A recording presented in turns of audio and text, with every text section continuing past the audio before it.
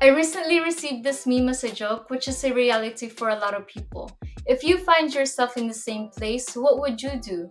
My answer to that is simple: YOLO within your means. Yes, we only live once, but just like my grandma, may her soul rest in peace, she lived up to 104 surrounded with kids, grandkids, great grandkids, and great great grandkids. We have to make sure that our money can sustain such a beautiful life. Life is short and unpredictable, and I'm all about enjoying every minute of it. But I will not sacrifice my loved ones tomorrow by spending more than what I can afford today.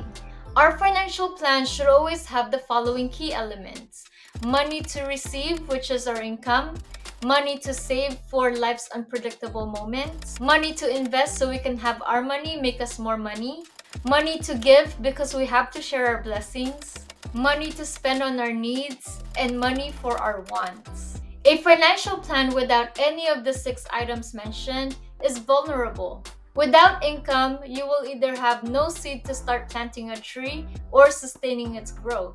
Without money saved up for emergencies will cause you to sell off investments at the wrong times and for the wrong reasons. Without setting aside money to invest will cause you to work longer and slow down your way to financial success. Setting aside money to give to make a difference in someone's life or lives provides a sense of happiness that no money can buy.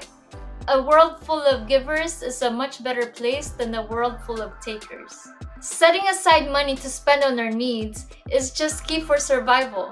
We need our basic needs met before we can be fully functional. And without setting aside money for our wants, will just make our plan hard to stick to. How long will we follow a plan that doesn't provide freedom for fun?